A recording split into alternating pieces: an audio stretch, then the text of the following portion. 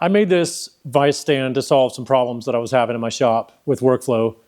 This thing used to live on the edge of my table, my welding table, which was a big problem if I had a piece that, I was just like always getting in my way. And if I had a piece that needed to hang over the edge of the bench, this would prevent that happening. So I'd have to build the thing on the floor or whatever.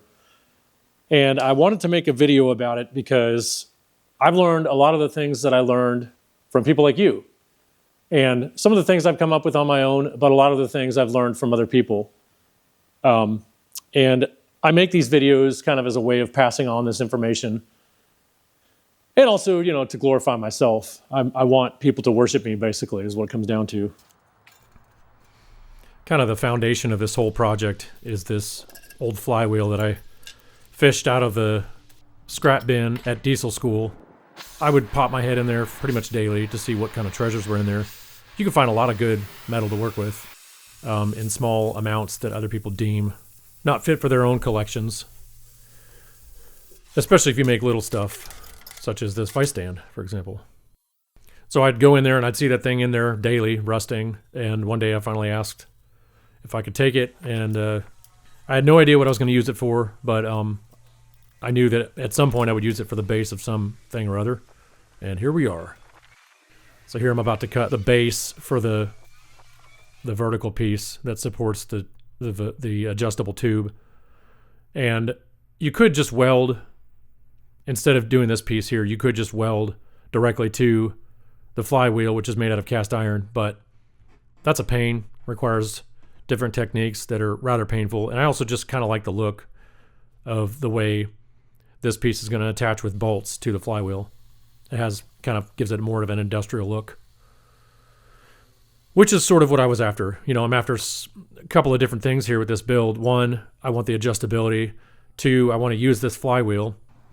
Three, I want it to look industrial. And four, I forgot number 4, but I'm sure there is one. Here I'm gonna bore one hole in this. There's 5 total holes, but I want to bore one hole and then attach it to the flywheel. And at that point, I can position it how I need to and then turn the flywheel over and mark the holes for the other remaining 5 holes. Or there's 6. I think there's 6 holes, not 5. I get confused because I'm making another project right now, almost as we speak, that has 5 holes. I guess there's 6. Okay, so I'm marking out the remaining 6 holes. Here I've marked out these holes and I'm drilling the remainders. You could buy this. There's all kinds of cool Vise stands that you could buy. But let's not forget that every project that we do, hopefully it improves us. It's not just that we can build it ourselves and save money. It's possible that we don't actually save money building stuff. In fact, most of the stuff I build, I'm not saving any money. But I am improving myself and my own abilities. So this piece is square tube that's custom. It has to be custom because there's another slightly smaller piece of square tube that fits into this, and that's what makes this whole Vise stand adjustable. You have to buy it custom because square tube typically comes, square tube that you can buy from the store off the shelf. It comes with a weld seam on the inside, and that weld seam that occurs during the manufacture of the square tube prevents the slightly smaller tube from fitting inside of it. Even though theoretically it's just enough smaller that it would fit in there if it weren't for that seam. And here just as a aesthetic feature, I'm cutting a piece of the square tube out and I'm going to cap it. If you just do a butt joint here without putting a groove in it first, then when you go to grind it down smooth, you often encounter the cut line, which is ugly and makes it look like it's not one piece, which is what I'm after here. So here I'm grinding another groove to fill in, and at that point, once I grind it smooth, it's going to look like one piece. Nice and smooth.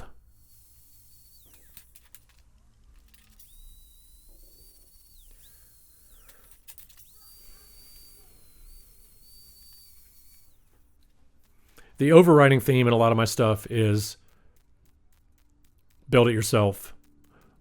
Another theme is rescue something that was deemed unfit for further service and bring it back into service.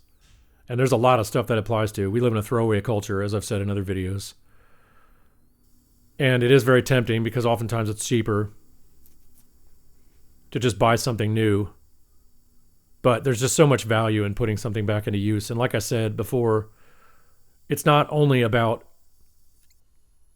saving money. In fact, oftentimes you lose money doing this, but you do improve yourself. I don't go into a project thinking, well, what am I capable of making? I figure out what it is that I want to make, and it's possible that it's slightly beyond my abilities at that moment before I start the project. But then by the time the project is finished, I will have figured out how to overcome that thing that I struggled with, and that makes me richer. It enriches me and makes me more capable of building something more complicated the next time. And then I can pass these, with our newfound, relatively speaking, social media abilities, connective abilities, I can pass these things on to you, and you can pass your things on to me, and everybody's enriched. It's great. So here I'm tacking at this hex nut. I'm tacking at every corner of the hex nut, so 6 tacks total. And this is the locking handle that will...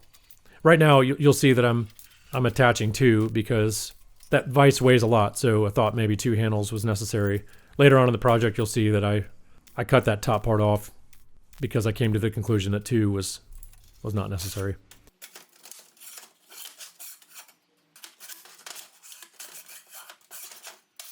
Here I'm using playing cards as spacers to get the spacing right before I attach the adjustable part to the support part. No fire hazard here. These are fireproof playing cards. I swear they're fireproof.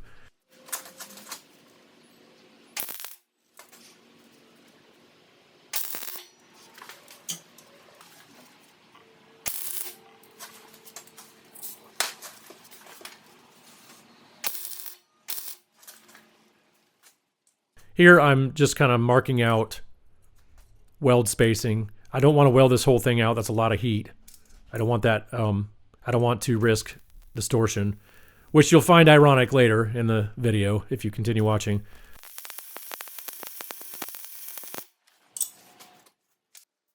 This was a challenge because there's not much to put a square on to make sure that this thing is 90 degrees. So I've tried to determine the part of the bottom of that angle iron that protruded the most, and I wanted to tack weld that on so that I could, if I put 1 tack in there, I could bend it as needed. Well, guess what? I did it wrong, and so I had to cut that off and retry. A lot of this is just trial and error. It's very rare that I get it right the very first time, but it's one of the great things about metal and welding is that you can always add metal to metal. Here I'm welding it out once I got that correct. And, you might say, well, you need gussets for that. That's a lot of pressure. But the angle itself, the structure of the angle iron itself is kind of its own gusset.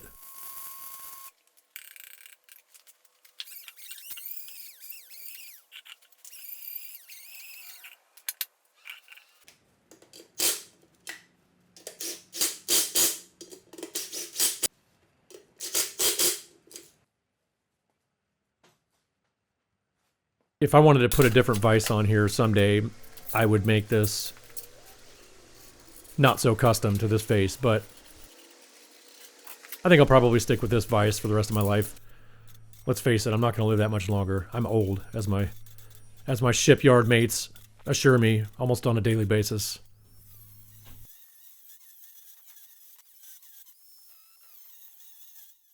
This grinder, this belt grinder, is homemade. I made this based on plans from a guy named Jer Schmidt who designed it.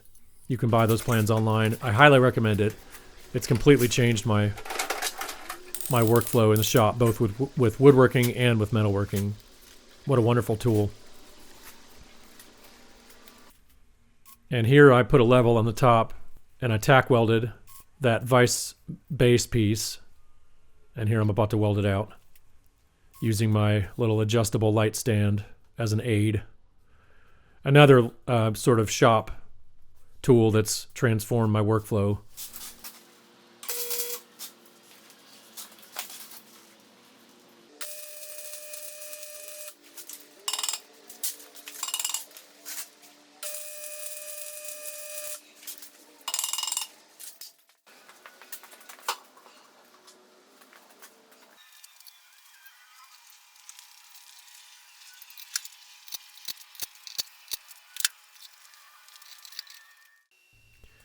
Here is where I messed up.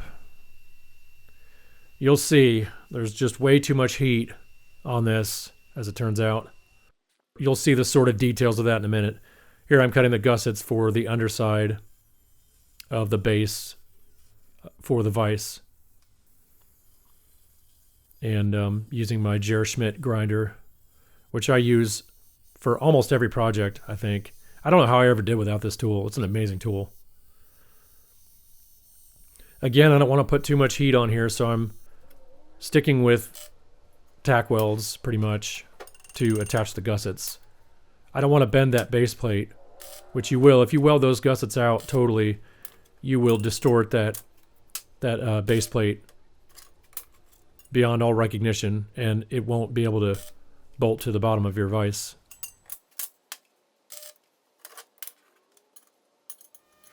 Well, we can't have a finished project without having some giant screw up, can we? In welding this part out, I caused a lot of heat distortion. I kind of let my guard down because I thought, well, it's square tube, it'll be fine. Well, it wasn't fine.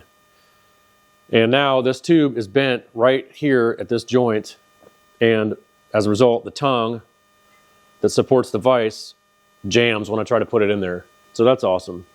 And my solution was to cut grooves down the length on this side and on the other side as well to allow this tube to kind of collapse a little bit. But in theory that works, and it does actually fit in there now, but man, I hate how it looks, and I hate the fact that I've compromised the integrity, the structural integrity of that tube. So what I'm going to try to do is I'm going to try to put heat on the opposite side of these two welds, and I'm going to try to bring this tube back into conformity. All right, I put a few beads on here on the back side, and I'm about to see if this did anything at all. Oh yeah. Well, that is pleasantly surprising. I mean, I knew this would work. Guaranteed to work. My solutions are always impeccable. So now I got to cut this off. This was, you can see once I turn this around, you can see the groove that I had to cut to try to compensate for my mistake. I hated it. It looked ugly. And it also compromised, as I mentioned, the structural integrity. So now it's just a bunch of work. Kind of set me back probably 4 or 5 hours, which I guess in the scheme of things is not that big of a deal. But there's a breaking point in most projects that I do. It's like, do I want to just pretend I didn't make this terrible error? Nobody will ever be the wiser. And I thought about, just like I do with every video, I thought about just not even mentioning it and just moving on with my life. But I think it's important to own our mistakes. And a huge part of a craftsman's development is how to handle mistakes like that. It's sort of like being a musician, The best musicians in the world make mistakes. They just are very, very good at going with those mistakes or covering them or, kind of incorporating them and making them a part of their playing. In the end, we all learn from other people. Nobody learns in a vacuum. You hear people talking about, well, that guy's completely self-taught. But the reality is, he didn't grow up in some padded room with no windows and then just suddenly pop out of that room at age 30, a genius. No, he either learned from books or from videos or from somebody or somebodies or some combination of those three things. So I'm glad that we have this forum where we can share ideas, and I just wanted to share some of these ideas with you. As always, I hope you enjoy the videos. I appreciate you watching. Now go and make something awesome.